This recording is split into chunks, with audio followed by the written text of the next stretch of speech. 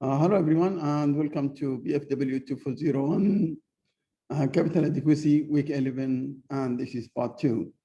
So this is a continuation for the first part, and we are talking here about continuing the introduction of capital adequacy requirements, namely Basel III. Now, please allow me to share my slides and start this. So we are talking actually here, and we are talking about the capital adequacy and the regulation on week 11. As you understand, and as I have explained, this is actually related to the capital planning. They are discussing the same issue. However, in capital planning in week 5, we were talking about the private incentives and governed by what we call the target capital, and the target capital is governed by the trade-off between risk and return that increases shareholders' wealth. This is when we talked about week 5. In week 11, which is this week, the issue is different, and it comes from the regulators. The regulators will give us some tables, and we have to apply, and it's very structured. So having said that, I move to this is where you can find all this information in the book. I have tried to summarize it as much as I can. I did actually my best to summarize it and to make it easier for you to follow through my slides. Now, the learning objective, we want to learn about the measurement of capital and its functions. So the function of capital and its and the measurement. We want also to understand the difference between what we call the simple ratio, simple leverage ratio, which is actually the capital over the total assets, and this new thing, which we call it risk-weighted assets, or when we have to use the capital adequacy to Basel tables to calculate the assets. Here we just take the total assets. Here we have to take something called risk-based assets, and most of our work in this week is actually to calculate how much is the risk for each single assets. We want also to look at and we have looked at it actually in the first part, which is the development of Basel from Basel I to Basel III. Don't worry about this issue. We already explained it in part 1. So it's just some historical perspective. We want to understand the framework. And the framework is not only calculating the ratio, the capital adequacy ratio, which means how much capital, but that is called Basel I. We want also to understand Basel II and Basel III. Basel II is about the governance inside the bank that will decrease the risk. And Basel III is about the information that the bank should provide so the outsiders can react and decrease the risk by, of course, controlling the share price. If you are risky, your share price would drop. If you are not risky, your share price will increase. And this is what we call it, the market discipline. So this can be activated only if you give them information. And Basel III is trying to push banks to provide enough information to disclose information to the outsiders so they can activate what we call the market discipline. We want to learn how the Australian Prudential Regulation Authority (APRA) measures capital, which actually applies also to the which also applies to Bank Negara Malaysia or the Central Bank of Malaysia, and also to some other banks. So it's not only about Australians, because if we are talking about the Basel Committee, Basel tables, it's applied across the board. We want to understand the meaning of risk-weighted assets and their use in measuring capital adequacy. We will be certain how to calculate the adequacy of financial institution capital base.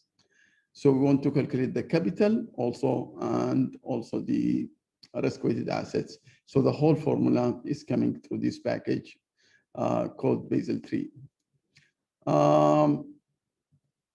We want to learn about the regulated capital buffers. We have two buffers, 2.5%, and we will discuss about it when we come to the capital requirements in part 3. And we want to understand the rule of Basel 2 and Basel 3, which I told you, this is about the governance and this is about the information. Having said that, you can see my agenda here is all those, but the blue fonts is actually what we are going to cover in this part, which we want to do some introduction, talk about the capital and insolvency risk, and we talk about the capital management. So the major functions of capital, and as we have seen it before, we are talking about, actually to absorb unanticipated losses, to protect insured and uninsured depositors, bondholders, and creditors in case of insolvency. Now we understand they are insured at 250,000, but what if a business or investor is investing more than 250, is not protected? So we need to see the bank surviving, and therefore they have to have enough capital to absorb any losses. So we want to protect the financial insurance funds also, because when a bank collapses, the insurance funds, which is the insurance companies like PIDM in this country, will pay for those customers and those depositors and bondholders. Now, when you have enough capital, you can actually protect them also, and you are protecting the system in the same time. You want to also, because if you are risky, you have to pay the insurance companies, and those insurance providers will ask you for more premium. You want also to pay less premium if you are less risky in terms of capital. So if you are less risky in terms of capital, of course, the calculation of the premium that you have to pay will be less by the providers of those insurance. And if you collapse also, the taxpayers will pay. And if the day, especially if you are too big to fall. So this is also protection for the taxpayers. So we are protecting the taxpayers, the insurance companies, less the depositors, the bondholders.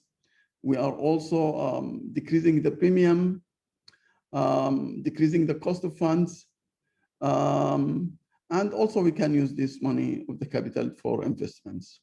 So it has major function, but too many functions, but the major function is to protect the cost of those stakeholders. But also you can use it for investment.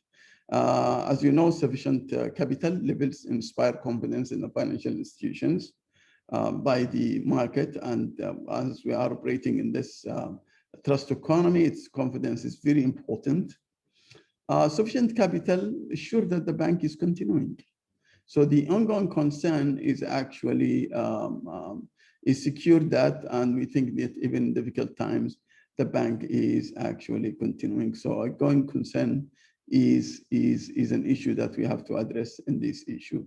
So going concern means the bank is going to continue in difficult times. And of course, difficult times mean more losses. More losses, that's fine, but if we can absorb it by enough capital, that will be good. Now, when we define capital, we already know capital is actually the net equity, and we have the book value. We know this in accounting, and it's actually the assets minus the liability according to the book. And this is we call the book value. This is how we define capital.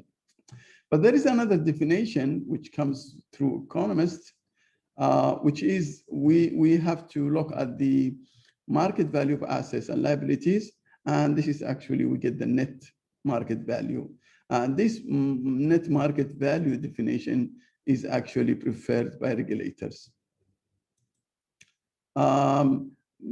Sometimes the bank is already insolvent or bankrupt, and we don't know if we are working with the booking capital, what we call book value. The book value, you can already bankrupt according to the market value, and nobody knows. So it can book value, if you are using book value, And you see there is some capital, but actually if you evaluate everything according to the market value, your assets and liabilities, you may have minus equities. And this is why we say the book value can be misleading.